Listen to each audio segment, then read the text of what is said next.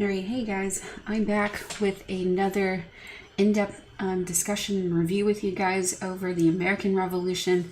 So last time we talked about the long-term causes, like the ones that you see here: mercantilism, the Navigation Acts, the Enlightenment ideas, the Great Awakening, population explosion, experiences in colonial self-rule. We even brought in the French and Indian War, even though that's not necessarily a long-term cause. It's still that spark that we needed to go ahead and kickstart things into high gear to where the relationship between the colonists and Great Britain is now strained. And the French and Indian War just kicks it off, right? Things were great until that time. But after the French and Indian War, we start to see some disconnect because of the heavy costs for the war. Today we're going to talk about the restrictive laws passed by the British. We introduced one of these last time with Pontiac's rebellion and the subsequent Proclamation of 1763 that occurred because of it, which limited the colonists for what they saw the first time ever. At least that's how they felt. And they could not pass the proclamation line into Western lands that they had just acquired because of the French and Indian War. So of course colonists along the frontier were feeling really angry at this, and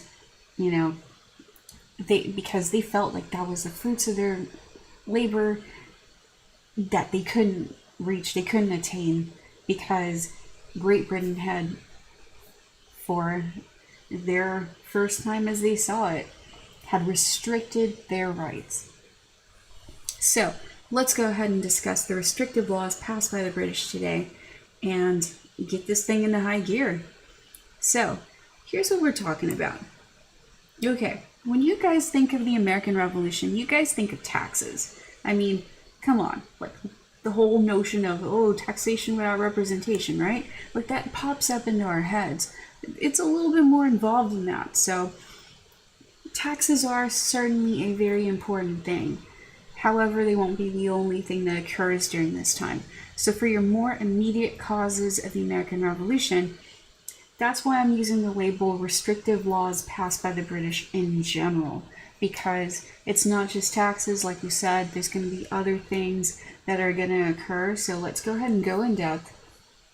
And let's talk about the elephant in the room. Let's go ahead and talk about taxes at first, because certainly this is going to be the one big unifying factor that's going to get everybody starting to talk about doing something about this problem. So, first up, we need to understand the difference between direct taxes and indirect taxes. Now, of course, the colonists were angry, right? They're angry that taxes are levied on them when they themselves don't have representatives in Parliament. Parliament's doing the one that's doing the taxing, right? So, these are the different types of taxes that are going to be levied on the colonists. Your most obvious is your direct taxes, okay? Think of this as kind of like when you go to the store. When you purchase a good, right? You add tax to the purchase item's cost. So, that's a direct tax. It's not hidden. You see it. It's there. All right. The one that's a bit sneakier is indirect taxes, because those taxes are included in the price of the goods. So our good example for this one is the movies. Okay? Think of the price of your ticket. Think of the price of any sort of like concessions from the concession stand. They end in a nice solid number, right? Like either 25 cents or 50 cents or 75 cents or $1. See, we know taxes vary, right? Based on the cost of the goods. So what the movies is doing to you guys is doing an indirect tax, where you don't really see the tax added to the price, but you know that it is included in there. So these are the type of taxes that Parliament's going to try to levy on the British colonists, because let's face it, I mean, William Pitt did some major spending during the French and Indian War to finance the voyage to send all of these troops to the colonies to go ahead and fight against the French and their native allies. So, it was a heavy burden, and it cost a lot of money. Now we need to pay up, we need to pay our bills. And since the colonists represent a good majority of the wealth in Great Britain at that time, yeah, Parliament's looking at them. So, one of the first big things that happens is the Sugar Act. Okay, this happens the year following the war. So, 1764, Parliament, with the new Prime Minister at the helm, George Grenville, is going to push this tax on the colonists. So it doesn't just include sugar. I mean, sugar's like the big thing. Come on now. It includes coffee, textiles, indigo, and wine. So all of this, he's hoping that, gain enough revenue from the colonies. You won't have to burden, the people in the British mainland who are already paying like heavy taxes on stuff. So he feels it's time for the colonists to step up, because after all, the fighting happened on their turf, and to step up and try to care for the British troops still living in the colonies for their protection. So colonists hate this idea because, remember, we had salutary neglect going on. Great Britain was looking the other way. They're like, do what you want. So now when Parliament is trying to lay down the law and trying to get the colonists to pitch in, colonists are rightfully upset because the law was never laid down for them. So this is going to start kickstarting some boycotts, and eventually the Sugar Act will be repealed. So let's apply this to school terms for a minute. This is kind of like if, schools decided to say, hey, we've had some major budget cuts this year. We need students to go ahead and start paying for more items, paying for more stuff, trying to contribute economically to the running of your school. So the Sugar Act would be kind of like the small scale stuff that they would start off with at first, right? They're going to tackle the vending machines with this. Maybe, stuff that you guys buy at the snack bar, like, in the cafeteria. That sort of thing would probably be the type of tax that they would do that could equate to the Sugar Act. It bothers some people because some people do take advantage of the vending machines. Let's face it, some people like to snack. But you guys see where we're going. This, so far, it doesn't affect everybody yet. Though, the next tax that they put on there is going to affect way more people. And this is the Stamp Act. So Stamp Act is passed by Parliament on March 22nd, 1765. And really, again, the purpose is there, to try to get colonists to pay for the heavy burden, that the French and Indian War put on the British economy and its coffers pretty much. So, also to pay to maintain the troops, all right? That is the Stamp Act. The Stamp Act is going to tax pretty much everyday transactions. And that's what makes this one annoying. Because your everyday transactions will be stuff like newspapers. Hello, New England likes some newspapers.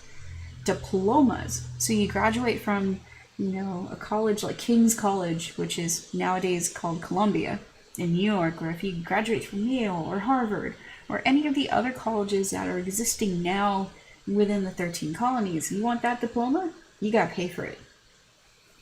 Playing cards. So here they go, attacking, various things you do for fun.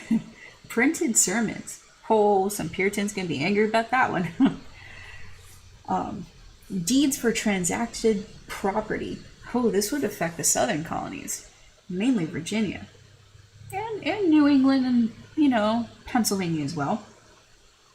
And then nearly all printed materials. You would have to purchase that stamp that you see on the left-hand side, and that would make your transaction legal.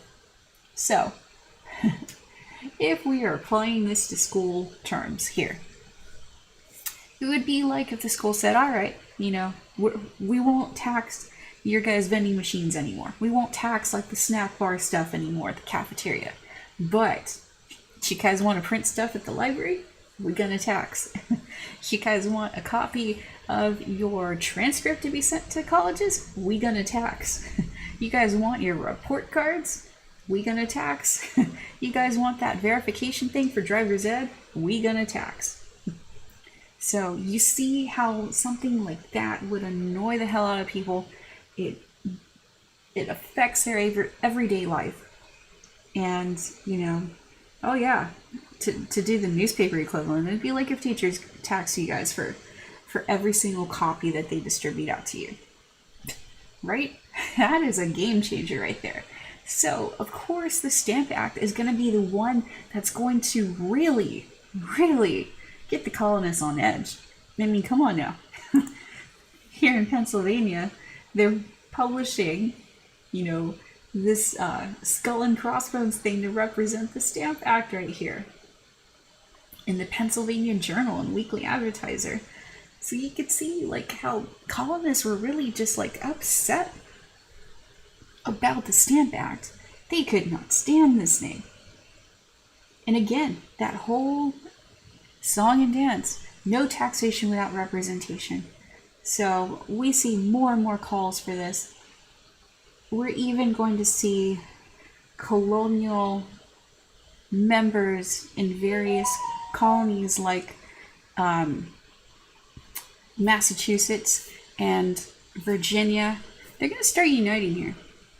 Albeit it's still a minority though. Still the majority of people really do like Great Britain. But, yeah, Massachusetts got some rebel rousers. So, here's what we're going to see. We're going to see the Sons of Liberty and subsequently the Daughters of Liberty are going to start rounding up, start organizing. And these people are going to be the rebel rousers of the revolution. All right? Especially the Sons of Liberty. You can see what they're doing right there. I mean, they're meeting right there. And they got clubs and stuff. I mean, don't their banner kind of look familiar? Where have we seen those stripes before? Oh yeah, our flag. So, anyways, the Sons of Liberty are kind of more your rebel rousers, like we say. They're not going to be the super intellectual elite. They're going to be a bit more or less educated, more your working class, all right? They're going to be shopkeepers, artisans, laborers. So, like I said, more your rebel rousing type. They are going to turn to violence. I mean, let's face it. They are going to do the tarring and feathering. They're going to do, in the instance of Lieutenant Governor Thomas Hutchinson, they're going to torch his house. I mean, they're going to harass tax collectors. They are going to just be doing a whole bunch of stuff to wreak havoc. So, these are the guys who are going to, do the more hardcore stuff during the Revolution. Daughters of Liberty, however, are going to be the ones mainly doing the boycotting. Because let's face it, the woman in the household at that time is in charge of purchasing goods for the family. So, hell yeah, the Daughters of Liberty are going to be making their own teas, producing their own linens. They're going to be basically the driving force between the boycotts. So, together with their combined efforts, Sons of Liberty providing the muscle, Daughters of Liberty basically hurting the pocketbooks of Great Britain, that is going to be a successful combination. So, some founding members of the Sons of Liberty. We know some of these guys. I mean, come on now. Their names are famous. We got Samuel Adams and we got Patrick Henry. So, here's why I picked these two to focus on. There's more. We're going to talk about more of these guys. But Samuel Adams is going to, for us, represent Massachusetts. All right? He's a Boston guy. So, he's also cousins of John Adams. I mean, the Adams cousins, Sons of Liberty. All right. Now, Samuel Adams is going to be around for like most of the major events. I mean, this guy signs the Declaration of Independence. Later on, he's going to fight for the Bill of Rights and the Constitution. I mean, pretty much where the Sons of Liberty are, Samuel Adams follows. In Virginia, because remember, Virginia's got a stake in this too. Virginia is going to have the likes of Patrick Henry. And Patrick Henry is a member of the Virginia House of Burgesses. And boy, does he give some rousing speeches during this time. So, he's the guy that you've probably heard the very famous quote, "I know not what course others may take, but as for me, give me liberty or give me death." Come on now. This guy is really into this movement. So, Patrick Henry will also be involved, with the signing of the Declaration of Independence, be involved in fighting for the Bill of Rights. I mean, he's going to be involved in all of these major events. So these two guys, for their respective states, are pretty much running the show. So, like I said, some of the stuff that the Sons of Liberty would do would be harassing the tax collectors. These poor dudes are just doing their job. And here you go. You're the Sons of Liberty beating the hell out of you, pouring hot tar on your body, and dumping feathers. It is an excruciating thing to see. I mean, if you guys want a good visual for this, the John Adams series on HBO actually does include something on tarring and feathering. Check it out. It's got some good visuals there. But anyways, so really this is the kind of stuff that we're seeing. And, this is like a political cartoon about the Sons of Liberty. And I know it's kind of out of focus, but you can see on the tree right there, it says Liberty Tree. You've got a noose on it. And here they are pouring some hot tea down this poor tax collector's throat. I mean, he's already reeling in pain because of the tarring and feathering and the beating that he encountered at the hands of Sons of Liberty. And now hot tea. Yeah, this guy is miserable. So, like I said, Sons of Liberty, more than muscle. Daughters of Liberty, hurting the pocketbooks. The intellectuals and the elites that join up with the revolutionary cause will be part of the Stand Back Congress. Now, these guys are more, your colonial leaders at the time. Or rather, they're in the know, pretty much.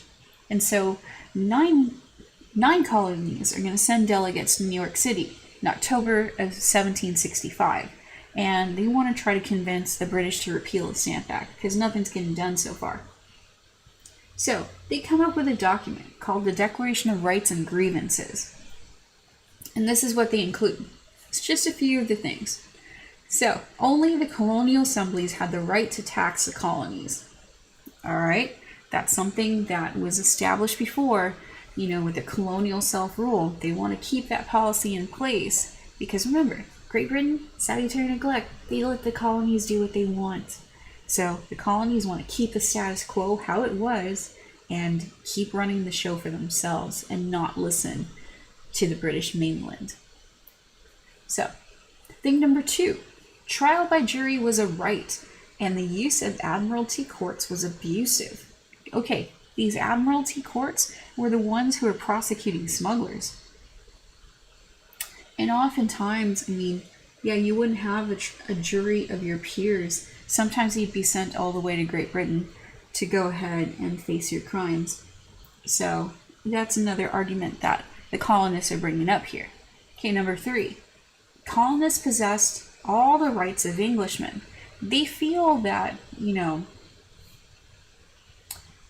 they are being set aside, that they don't have that representation in Parliament, because that kind of goes hand in hand with number 4. Without voting rights, Parliament could not represent the colonists. So that's the big sticking point. Sometimes I kind of wonder, how different history would have been if, Great Britain just would have said, all right, we're going to give you one representative in Parliament. I wonder if the British colonists would have agreed. I don't know. That kind of would have nullified their argument, wouldn't it? Really. So, as we know in history, I mean, they didn't, Great Britain didn't grant that request. Now, like I said, what's really going to get this thing repealed is the boycotts, the protests.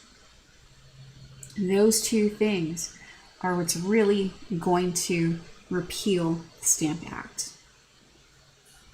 So, while all this stuff is going on, all right, let's go back to our school revolution here, our little school analogy. So, you know, like, with the equivalent of the Stamp Act for you guys, charging you for, like, everything printed on campus, you know, some people would be really upset about this. They would start up petitions, right? They would start up, like, secret, you know, groups online through, like, you know, WhatsApp or something. And they would try to organize themselves, right? Try to get the word out to various people that they know. And, you know, let's face it, you guys got friends with the other campuses in our district. You guys would probably reach out to them too, right? I mean, the information would be flowing. So, not only are you organizing on your campus, and that is your equivalent to your Stamp Act Congress, you are also organizing amongst the different campuses through social media. So that's kind of like your analogy here for the committees of correspondence. So the committees of correspondence are going to be like your social media groups, your social media circles that you have with the various different colonies. You're going to be circulating letters. You're going to be keeping everybody in the loop about what's going on in your area. So the first committee of correspondence was set up in Boston, right? It's going to include people like James Otis and others who are going to, like, spread the word. So there's about 260 different committees that are formed in Massachusetts alone. Like we said, trying to branch out, network, keep everybody in the loop. So by 1774, all 13 colonies are going to have their own elaborate networks, their own committees of correspondence. And these committees of correspondence are going to be really instrumental in providing framework on, like, how to set up the first Continental Congress and to do other things as well. I mean, they're going to be the glue that holds people together because information is important in times like these. So you guys see how they're going with this? I mean, when you look at the American Revolution, it's taking the logical steps that you guys would if you were to form into revolution. I mean, this would be some easy stuff to remember for you guys.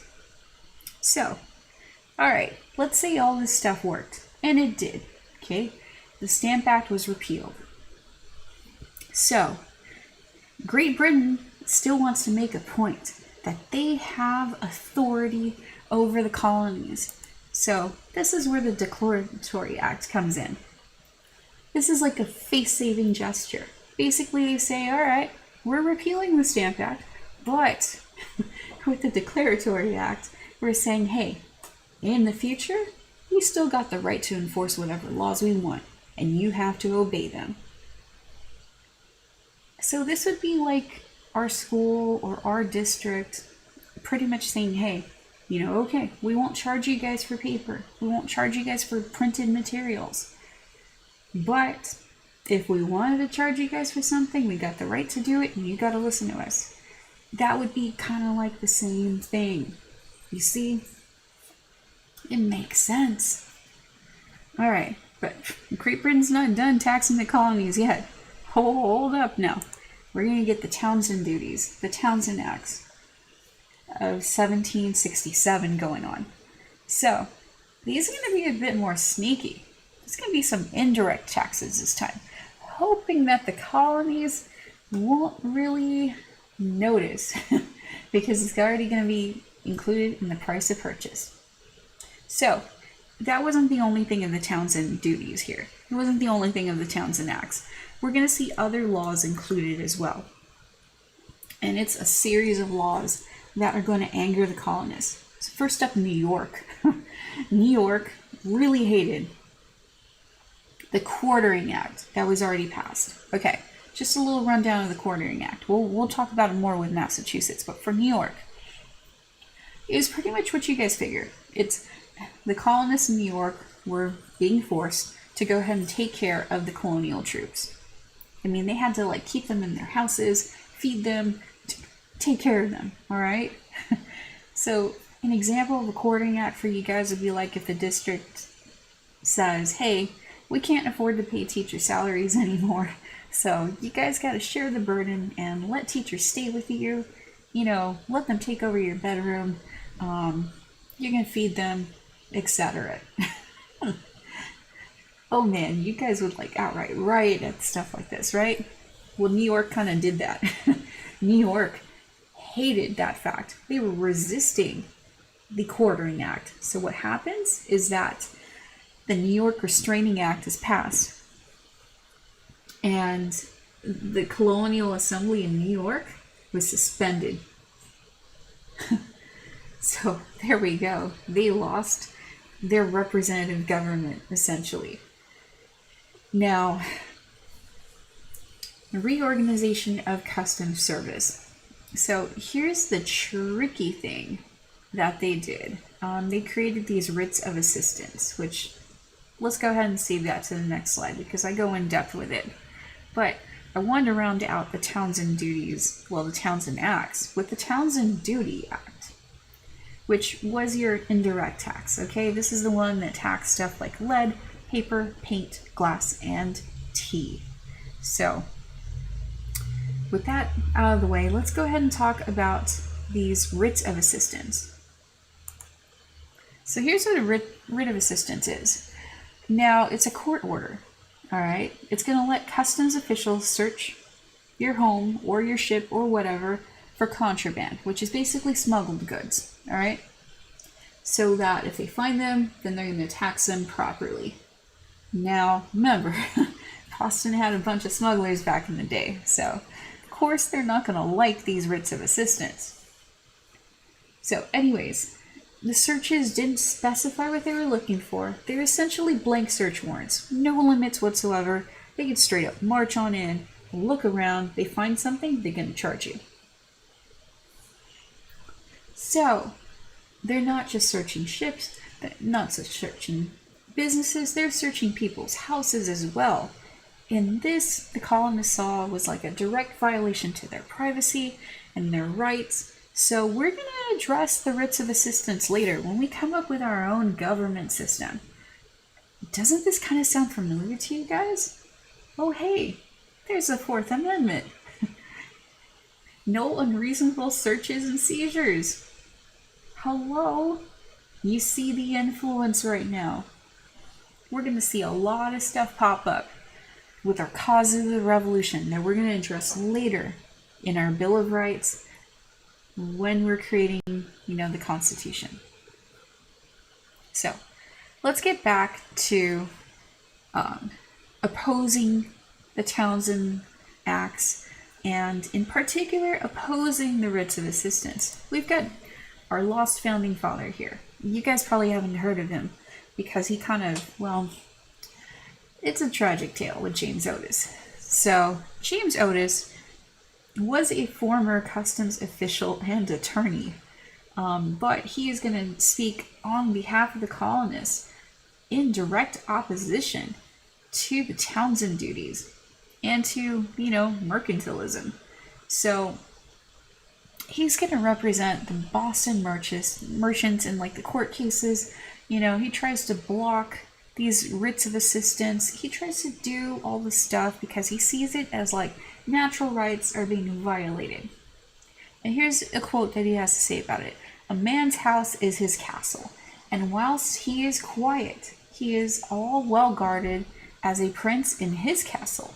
This writ, if it should be declared legal, would totally annihilate this privilege.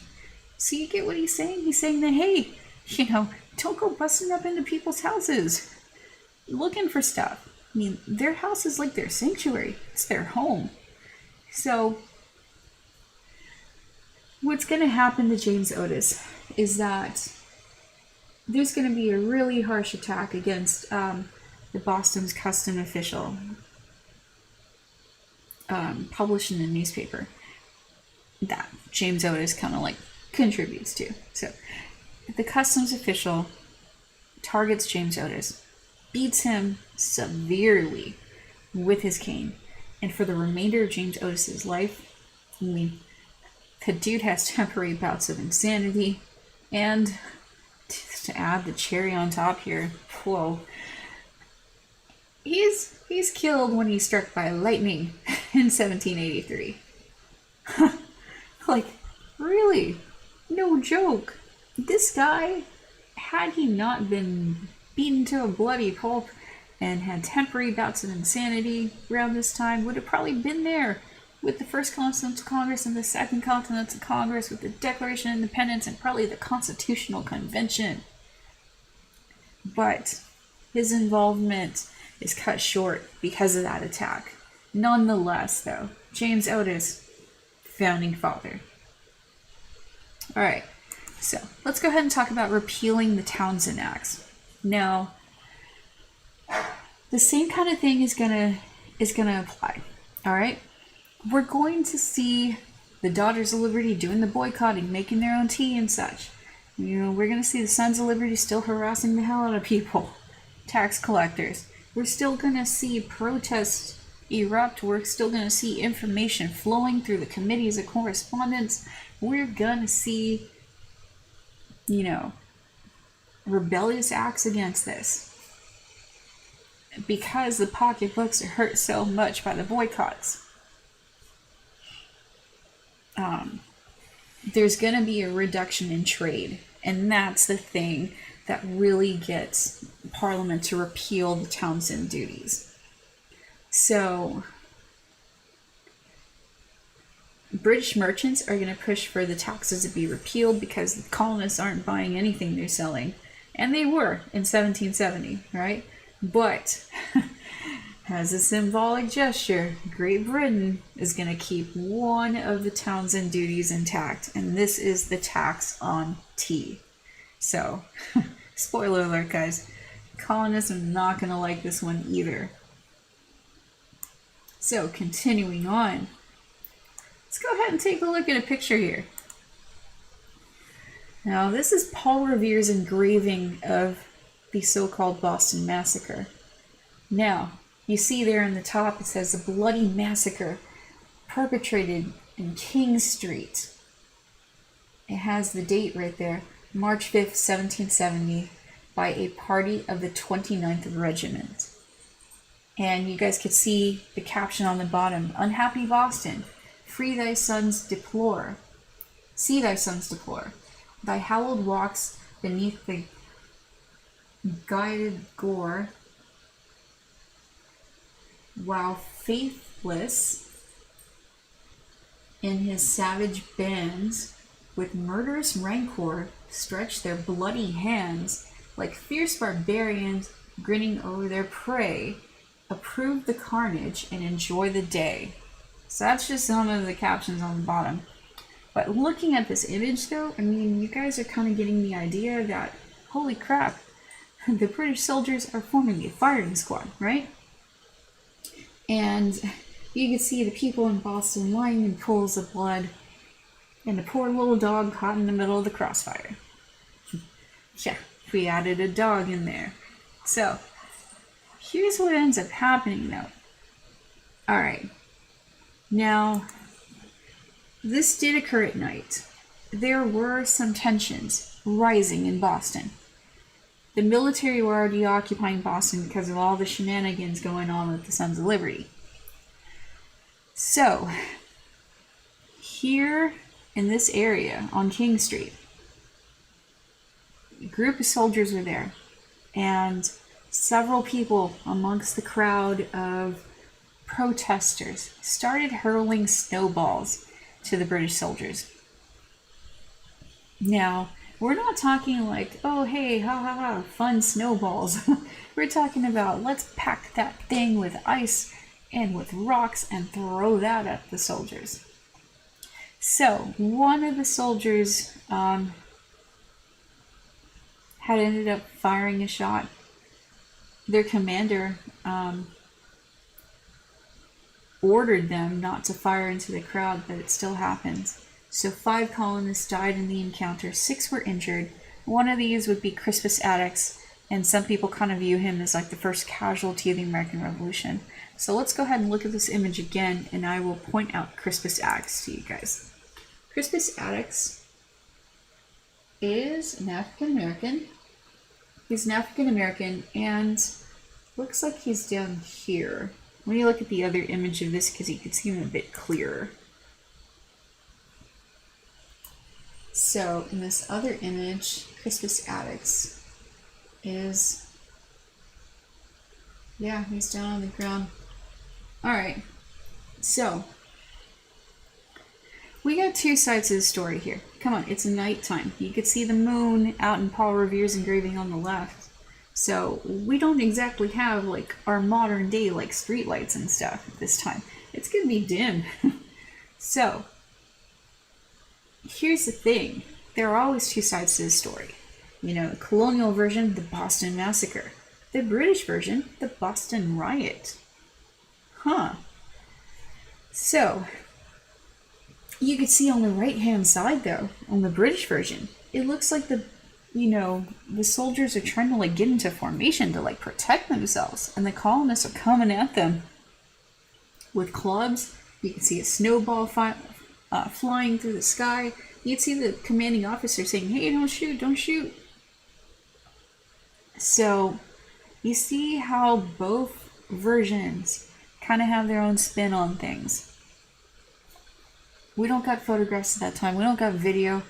We don't have any sort of recording equipment whatsoever. So it's up to us to try to figure out what happened. Now, this is going to really get the colonists angry at what's going on here in the colonies, here in Massachusetts. So, the other members that were also murdered, or, well, laid dead in the streets there, are not only going to be Crispus Attucks, but we also have Samuel Gray, Samuel Maverick, James Caldwell, and Patrick Carr. So, these are the dead in the Boston Massacre. So now, we gotta have a trial for the soldiers. And it's none other than John Adams who ends up defending the soldiers. I mean, come on now. This guy is like cousins with Mr. Sons of Liberty himself, Samuel Adams. And it just goes to show you guys, like, just the badassness of John Adams, that he's even willing to step up and defend these dudes because he believes in principles like justice. So, here's the deal. The trial is held in October of 1770. And 6 of the soldiers ended up being found innocent of the charges. 2 of them were convicted. Probably the 2 that people said that shot into the crowd, right? And they were punished by having their thumbs branded, which is commonplace back in the day, which you would do to mark a criminal. Alright, their captain, the commanding officer, is acquitted because the jury's not sure if he ordered the troops to fire into the crowd. So John Adams did his job. He defended the soldiers in a very hostile climate towards them. So, like I said, guys, you want to see images of this, good representations of this, go ahead and watch the John Adams miniseries on HBO. And you could see the Boston Massacre trial plus John Adams' recollections of the Boston Massacre. So, another major event that's going to happen in Boston. And of course, very reactionary towards the policies of the British is going to be the Boston Tea Party. So, this happens on December 16th, 1773. And you can see from this image, dude, it looks like freaking daylight. There's a big-ass crowd. They are throwing a bunch of tea in the harbor. They're dressed like Native Americans. And it's like, yeah, a big party up in the harbor. It really didn't happen like that. Come on now. You think this is going to happen in the middle of the day? Hell no. You still got troops in Boston. They're going to arrest some people or shoot them. This has to happen at night, on the down low, with not a big crowd. So, again, some images from history we kind of have to scrutinize a bit. Sometimes the artists take liberties with this. But anyways, let's go ahead and talk about the Boston Tea Party. So, the Boston Tea Party. Remember, the Townshend duties had been repealed. But to keep that symbolic tax, we're keeping the tax on tea. And so in 1773, the government is going to pass the Tea Act, which gives the British East India Company a monopoly over the tea sales in the colonies, and allows them to sell tea at a lower price than their competitors. So you know what, in honesty, the colonists probably benefited from the East India Company becoming a monopoly. They paid less, but it's the principle of the matter. You don't want to pay a tax because of what it represents. So that's the theory going on. Colonists would have probably accepted the tax more readily if they were able to get the tea at a lower price. But really, it kind of never panned out. So, colonial leaders are going to protest this, of course. You know, cargoes of tea on ships were held in the Boston harbor. They weren't unloaded. So some of them are going to decide to go back to England. But British officials are going to refuse to have the ships leave the Boston harbor. So here comes the Tea Party. After it becomes known that, hey, there's still a whole bunch of tea sitting out in the harbor here, the Sons of Liberty are going to dress up like the Mohawk. And they're going to board these ships. They're going to remove 342 chests of tea and throw it out into the harbor. This was a massive loss for the East India Company here. And they're losing more than 10,000 pounds worth of sterling silver with that tea destroyed. It's a massive amount for back in the day, guys. So let's say that, in the school revolution equivalent that we're kind of thinking of here, you guys would have been upset with the equivalent of the Writs of Assistance, which would have basically said, hey, the school would be searching your backpacks, your cars, your lockers, everything, without warning, without notice.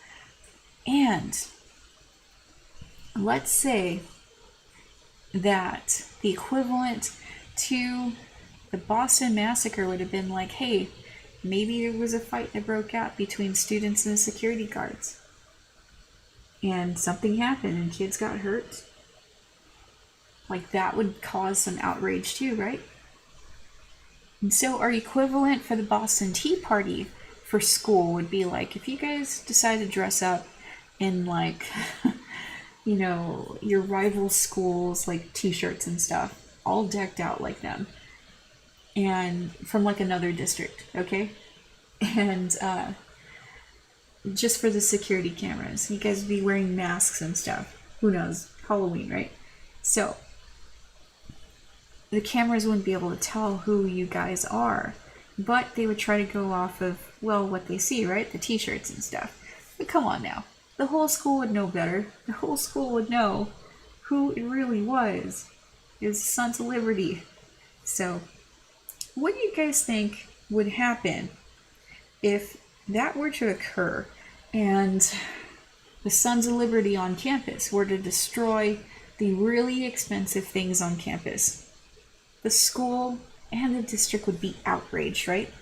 They would punish you guys hardcore. So that's what ends up happening. I mean, with the passage of the Intolerable Acts. So everything is taken away from Boston. Pretty much. I mean, the Colonial Assembly is going to be taken away. The Boston Harbor, where, they make all their money off the harbor, is going to be closed. I mean, officially the name for these acts are the Coercive Acts, but of course the colonists are going to call them the Intolerable Acts. And this was in direct response to what happened at the Boston Tea Party. So for our school simulation that we're talking about, the equivalent of the Intolerable Acts would be kind of like if the school decided to get rid of all extracurricular activities and just everything we do for fun, you know, not even allow you guys to drive on campus anymore, like all of that would be kind of like the equivalent of the Intolerable Acts for us. So let's go ahead and take a look at an image here. You see how the colonists in Boston are being held in a cage, and it's that same Liberty Tree, right, that we saw earlier. You got cannons facing them, you got troops there. You got other colonists trying to like smuggle in some stuff from Boston, because let's face it, they're not really getting stuff from trade. So you've got just Boston in absolute dire straits because of these intolerable acts. The Boston port closing, a quartering act put on the citizens of Massachusetts. Massachusetts government has now been suspended, so colonial legislature has been suspended until the tea was paid for. And with the Administration of Justice Act, it guaranteed that the British officials would not be tried in colonial courts for their crimes, but extradited to Great Britain. So you can't even charge these people for crimes they commit in the colonies.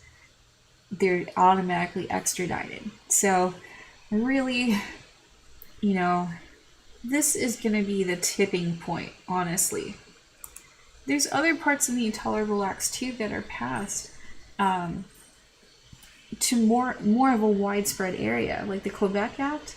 It's going to move the southern boundary of Quebec to the Ohio River. A lot of colonists were like, hey, that's our farmland. So of course they're going to be concerned about that. And then the Currency Act. Colonies couldn't issue up paper money. They were doing that before because, I mean, they even had their colonial economy going before. So essentially that money that they just issued was now deemed worthless, and it really, really affected the local economies of the colonies. So, I mean, like we said, this is kind of the tipping point. So what's going to happen is that colonies like Massachusetts are going to start organizing a resistance. So, and it's in part because Boston was placed under martial law, or rather Massachusetts was placed under martial law. Martial law is when you have a strong military presence there and they take control of all aspects. So you're tried in military courts this time, not regular courts. So this is really hardcore curfew going on, just hardcore rules going on in Massachusetts Bay. Now, a lot of the punishment sometimes may be even death. So, of course, harsher punishments, harsher rules and restrictions. People are not going to like martial law. So, there's going to be a need to organize a bigger event here. And the bigger event that we see is the meeting of the First Continental Congress. 12 colonies, except for Georgia. Georgia really don't give a crap at this time. 12 colonies are going to go ahead and send delegates to the First Continental Congress. And where they meet up is Carpenter's Hall in Philadelphia. So, some of these delegates, we've talked about them before. John Adams, Samuel Adams. We got our boy George Washington from Virginia, Richard Henry Lee, John Jay, and Benjamin Franklin, the hometown boy, there in Philadelphia. So, here's what they decide at the First Continental Congress. These guys don't want to pull the trigger yet to go for independence. Come on now, it's never been done before. Colonists have never risen up against the mother country and been successful. Never happened. The idea was never there. These guys, if they do choose that, would be the first, and they're not ready to pull that trigger yet. They know Great Britain is like the world superpower. Versus them, come on now. Yeah, they're not going there. But what they are doing instead is that they believe that they're still entitled to the same rights of all Englishmen. They want the Intolerable Acts repealed and other laws that violated their rights as Englishmen. So they produced something like the Declaration of Rights and Resolves that addresses these issues. Now, at the conclusion of the Congress, what they're going to do is sign a non-importation agreement, still promoting the boycotting of British goods. And of course, they're going to call for the Intolerable Acts to be repealed. And they're going to call for the colonies themselves to start preparing militarily, stockpiling weapons, training some militia, or rather getting militia together. And this would be known as the Suffolk Resolves. So, they're going to pledge to meet again in 1775. If the Intolerable Acts are still around, they're going to meet. And what ends up happening, though, is that before they could meet again in 1775, the American Revolution is going to begin. So the Second Continental Congress is going to have to act fast and organize, because, I mean, this is what we've come down to. So as the colonists are preparing, stockpiling those weapons and stuff, word gets out to General Thomas Gage, and he is the military governor in Massachusetts. He hears about the colonists stockpiling weapons, so he's going to order troops to go to the towns of Lexington and Concord to try to seize those weapons that are there. So this is where we get the very famous story of Paul Revere's Midnight Ride, but here we go, guys. It wasn't just Paul Revere doing the writing. It's going to be two other dudes as well. William Dawes and Dr. Samuel Prescott are all going to ride along countryside. They're not going to be shouting crap like, oh, the British are coming. Come on, man. They're all British. That would be like saying, oh, the Americans are coming. Dude, it don't work like that. What he would say instead is that the Redcoats are coming, and he wouldn't be shouting this thing all over the place. He's going to basically be saying, you know, all undercover, the Redcoats are coming. He's going to be alerting, you know, specific people so that they could secretly spread the word amongst the townships. So, these three are going to ride to try to warn the militia and the colonists in these areas that the regulars, the Redcoats, are coming. So, Paul Revere gets captured. So he doesn't even make it. But he lies to the British about the true strength of the colonists. So, you know, he plants a seed there. He's eventually released, and he gets to return to Boston. The only one that actually makes it is Prescott. Prescott actually makes it to Concord. Concord gets the word, spreads it on to Lexington, and there we go. Now, Dawes is going to take a bit longer route, the by land route. So he goes around the Isthmus of Massachusetts, and he isn't captured. He warns the militia at several locations along that route. The British are going to travel to Lexington and Concord. Like, he warns them about that. But he's thrown from his horse, and that's how he gets captured. So, anyways, at least one of the three made it. And the Minutemen, who are the militia of the day, are put on notice. So, this is like your model of the Minutemen at this time. I mean, usually they'd include males over the age of 16. And pretty much it's just your average dude with a gun. Your average dude with a musket. So the average age of your militiamen would be 25 years old. A lot of them had been veterans of the French and Indian War, so they know what's up. They have some training. But there's still a bunch of backwoods, like, you know, farmers with guns. Like, just face it. So Minutemen, like, that term comes around because they're supposed to be ready at a moment's notice. Like, that's why we call them Minutemen. But essentially, they're the militia. Like, that's what we're talking about. They're the militia. So, here's what happens at Lexington and Concord. This is where we get the whole famous quote of the shot heard round the world, because the first opening shots of the Revolution were done here. So, you notice how we had talked about last time with the beautiful, like, death of General Wolfe in the French and Indian War, and how it looks so serene and peaceful and just, like, pretty? Compared to this image here, with Lexington and Concord, what does this look like? It looks chaotic, right? It looks like all over the place. Dark and gritty on the battlefield, yet peaceful skies up above. So, I mean, you're already starting to see the differences in the portrayal of war. But let's go ahead and talk about how this all began. Now, British troops arrive at Lexington. It's Captain Parker there, and he is lined up on the village green. So he's going to order his men to stand their ground. But if there's a fight, then let it begin here. So the two sides are going to watch each other. There's a shot fired off in the distance, probably by some like hunter hunting like his meal or something for the night. But anyways, it spooks the crowd here. So the British think it was a colonist that fired it, one of the militia. So what do? They respond by firing at the militia, who of course are going to return fire. And by the time we know it, the skirmish is going to end, but there's a subsequent one that's at Concord, where 50 militia and 73 British soldiers are killed. So, the British regulars are going to march back to Boston under heavy fire because the militia's chasing them.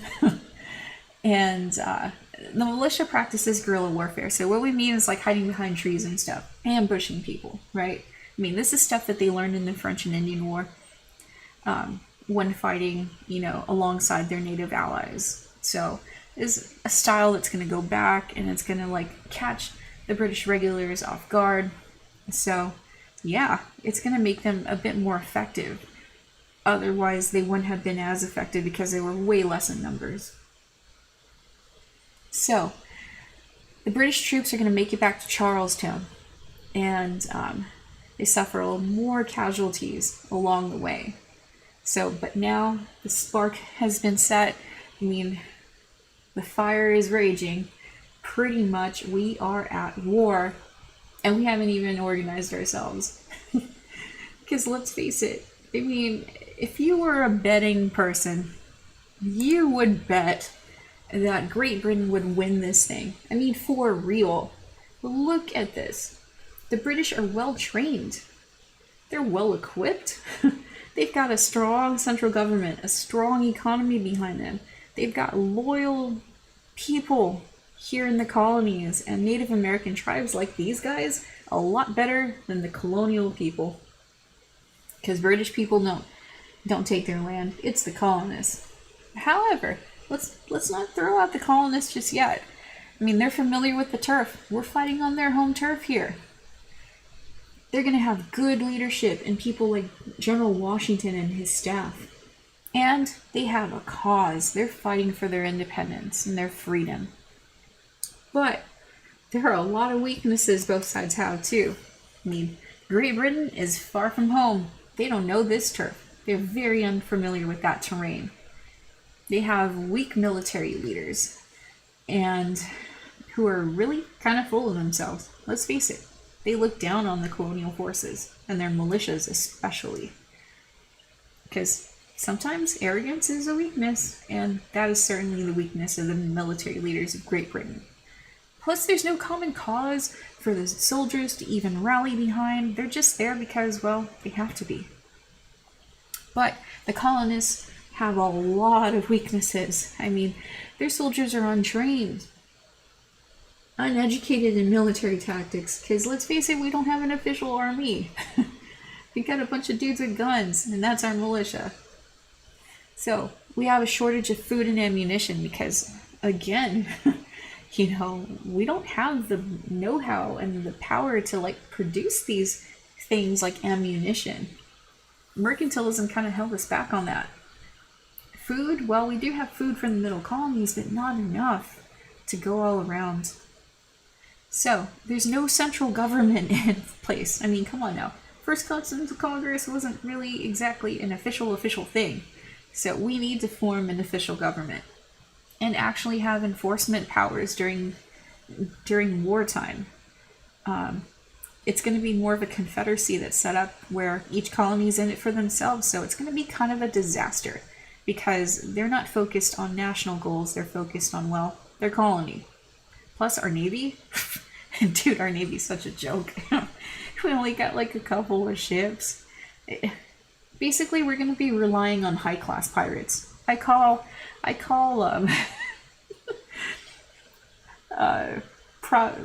profiteers and like you know, those kind of guys as your high-class pirates.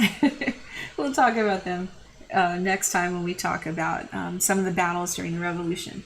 All right, let's go ahead and get this show on the road, though. Let's declare some independence and set up an army. So the Second Continental Congress meets up. They meet up on May 10th, 1775. That's after Lexington and Concord, mind you. And they're meeting till March 2nd, 1789, when the Constitution is already underway. So we're like, oh crap, oh crap, oh crap. We gotta organize. We need a leader.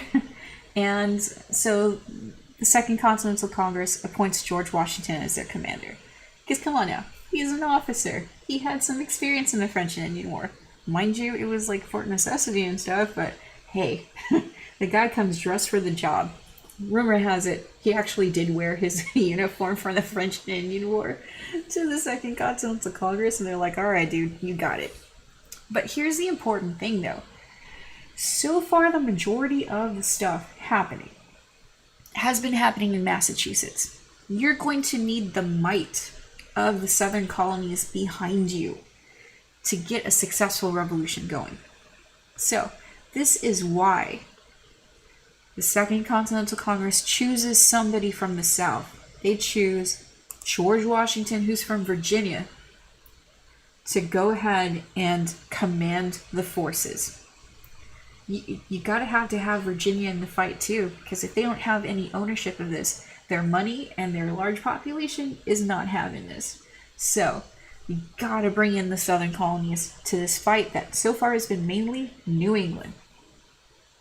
So, Washington is chosen because of that, because he's from Virginia. It brings them into this fight, plus his prior military experience. So, it's a no-brainer. Let's pick George Washington. Now, George Washington's got a lot of work to do because there's a battle raging on really quickly after this. So, June 16th, 1775, we have a major battle at Bunker Hill. Or rather, it's Breed's Hill, actually. Like, this is really where they're going. It's Breed's Hill. So, here at Breed's Hill, General Gage and his forces are going to dig into that hill, and, well, the militiamen are going to dig into that hill. General Gage and his forces are going to attack it from another hill, which is called Bunker Hill. All right, so these are two areas in Boston, like along the Charles River. So both sides are going to be like fighting like hell, right? But really, the heavy fighting happens at Breed's Hill. This is considered the bloodiest battle of the Revolution. So General Gage is going to attack, and the colonists didn't have enough ammunition or supplies. So pretty much this is where you get their famous quote of, "Don't shoot until you see the whites of their eyes." Meaning, you best make that shot count, you better be close. So, really, when all is said and done, the British win the battle, but dude, they lost 40% of their men to this. I mean, come on now. That is some crazy fighting. And let's go back to the artwork for the Battle of Bunker Hill. Look at this. This is a crazy image going on, right? We see fire, we see darkness, we see all kinds of crazy stuff. We see this dude missing his shoes. We see these guys like constantly stabbing this guy, and this guy's like saying, hey, he's already dead. Like, we are going to see some craziness in this battle. But there's another important thing that we see here. We see an African-American man over here in the corner with someone who looks very feminine. Huh.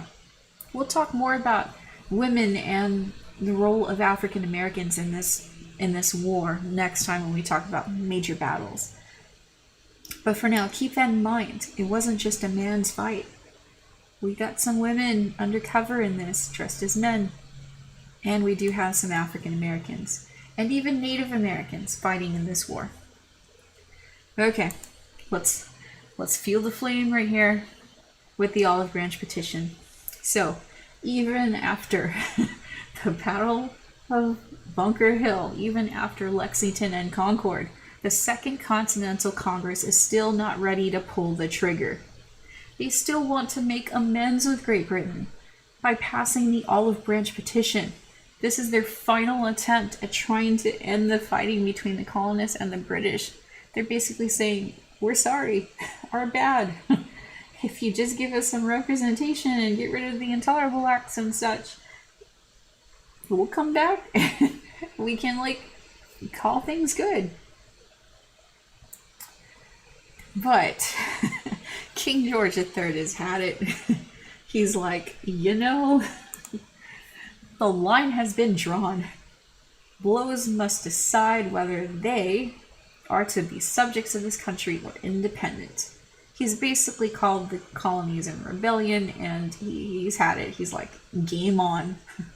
So, even despite this, some colonists are still on the freaking fence about declaring independence. So you need somebody to speak their language, to bring these complex ideas of the revolution down to where your most average person can understand it. And this is where Thomas Paine comes in. Thomas Paine is going to write a pamphlet called Common Sense. So, he's going to convince many, including people like George Washington, that we should declare independence. So, here's what he has to say. He says that, we need to declare independence. It's pretty much common sense. For real. He's going to sell so many pamphlets. 500,000. Which, at that time, would make this a bestseller. Let's face it. We only had a couple million people in the colonies, and 500,000 are buying this? Yeah. The word is going to be spread. So here's a quote from Common Sense for you guys. Everything that is right or natural pleads for separation. The blood of the slain, the weeping voice of nature cries, 'tis time to part. You see what he's saying? He's basically saying, hello, wake up, people. It's common sense. Leave the Great Britain. Declare your independence. So here we go. The colonists are going to listen. Richard Henry Lee is going to be the one to step up to the plate. And on June 7th, 1776, he gets a resolution passed through the Second Continental Congress. And here's what the resolution has to say. It says, these united colonists are and of right ought to be free and independent states. You hear the simplicity in that statement. These united colonies are and of right ought to be free and independent states. There we go. Congress, the Second Continental Congress passes this, and they appoint a committee to draft a formal declaration of independence. So, the Committee of Five, of course, is going to include our boy Thomas Jefferson, John Adams, Benjamin Franklin, Robert Livingston, and Roger Sherman. So these guys are spread out amongst the colonies. We've got representatives from Virginia, from Pennsylvania, from Massachusetts, I think New York. I think Robert Livingston is from New York, and Roger Sherman, I think, is from Connecticut. Someone fact check that from you guys in the comments. But anyways, they're spread out amongst the different colonies, and their job is to come up with this Declaration of Independence. So ultimately, it's Thomas Jefferson who writes the Declaration of Independence. People thought it was going to be John Adams, but really, John Adams kind of stepped aside with this one. He's like, you know what? Let's have our boy Thomas Jefferson write this. Again, giving ownership to the southern colonies because Jefferson is from Virginia. So, it's an important step. You need to have these guys heavily involved. And Jefferson, dude, he's brilliant. Just saying. He's super influenced by the Enlightenment, though. I mean, come on now. Life, liberty, and property. What he puts in the Declaration of Independence? Life, liberty, and the pursuit of happiness. Hello, plagiarism. But anyways, I digress. He's heavily influenced by Enlightenment philosophers like John Locke here. And he is really influenced by the whole notions of the social contract. What we had talked about before. The contract between the people and the government. And in this instance, Great Britain has broken their social contract with the colonists. So he feels that we have a right to overthrow that government and declare our independence. So, here's your parts of the Declaration of Independence. We got the preamble, basically our introduction, writing like why in the hell we're declaring independence. Well, basically that, it's kind of like a breakup letter when you think about it. It's like, hey, we've had some good times, but blah, blah, blah. The grievances would be the part where you're listing all the things wrong with them. So we're listing all the things wrong with Great Britain and how they've been treating us. And then the third part, our formal declaration to the world that we are separating. Basically in a breakup letter, the formal declaration that you're no longer a couple and you're dumping them. Like, you get this? This is how it works. So, some of these grievances that Thomas Jefferson's talking about, I mean, taxes without our consent, dissolving the representative assemblies, suspending the colonial legislatures, taking away charters, abolishing different laws, so on and so forth. So, this formal declaration will be unanimously approved on July 4th, 1776. So really look at the turnaround on that. Thomas Jefferson got to work because they barely, approved of Richard Henry Lee's resolution on July 2nd. By the 4th, come on now, it's already approved. Declaration of Independence already drafted. So yeah, the Committee of Five got to work. Here they are presenting it in front of the Second Continental Congress in this famous John Trumbull painting. And yes, Thomas Jefferson, the dude in red with the red hair. That's him. So Benjamin Franklin's over here, John Adams over here, and I forget which one's Sherman and Livingston. They're there. Somebody find that out later. So, we all know John Hancock was the president of the First Continental Congress. And I believe he continued that job with the Second Continental Congress. So, he signs it real big, because John Hancock has a bone to pick with Great Britain. This guy did some smuggling, and they destroyed a lot of his stuff. So, he wants to sign it really big so that the king could read it without his glasses. Dude, this is like a death sentence to these people. They know that they're signing their lives away, and this guy's got the brash to say, hey, I'm going to sign this really big for him so he knows it's me.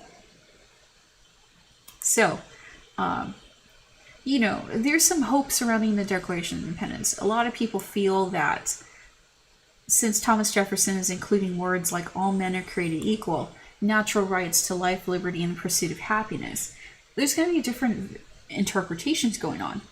So, does this include women? Does this include minorities like African Americans? In the first draft of the Declaration of Independence, Jefferson does make some statements about slavery, trying to denounce it, even though he himself is a slave owner. So, it's a complex time that they live in at that time.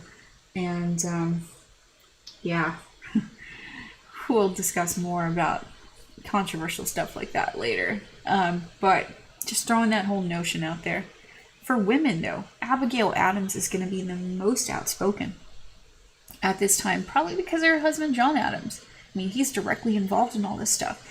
They share some correspondence back and forth to each other. And people are going to see this as like, yeah, do we include women? Do we include minorities? Minorities have hope in these statements. But in the end, we're going to ultimately see that that hope is dashed.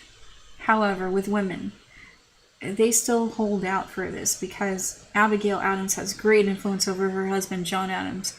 And this is part of the letter that she has written to him while they're formally, conducting business with the Second Continental Congress.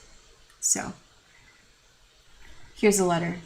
I long to hear that you have declared an independency.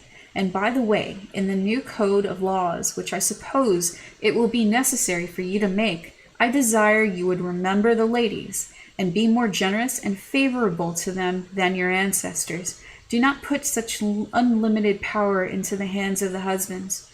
Remember, all men would be tyrants, if they could. If particular care and attention is not paid to the ladies, we are determined to foment a rebellion, and will not hold ourselves bound by any laws in which we have no voice or representation. Snap. She is really saying, hey, you best include us, or else we're gonna foment a rebellion on you. So, I wanted to leave off with that for you guys, because you guys could see from today's discussion, albeit a long one, dude, I went over, we're already an hour and almost 20 minutes in. Sorry guys, but we had a lot to discuss today, and I did not want to chop up this discussion on your more immediate causes of the American Revolution leading up to declaring independence. So, with this said, guys, I'm going to go ahead and on our next lecture that we record, discuss some of the major battles of the Revolution, and then the ultimate conclusion with the signing of, spoiler alert, a Treaty of Paris again, and subsequently, the foundings of our early republic. So, hope you guys enjoyed this one. I know it was a long ride with this, but hopefully you guys got a lot out of this. Now, not sure when I'm going to join you next time. Maybe tomorrow I'm going to continue this discussion. But for now, take care, guys, and I will catch you on the next lecture. All right? Bye.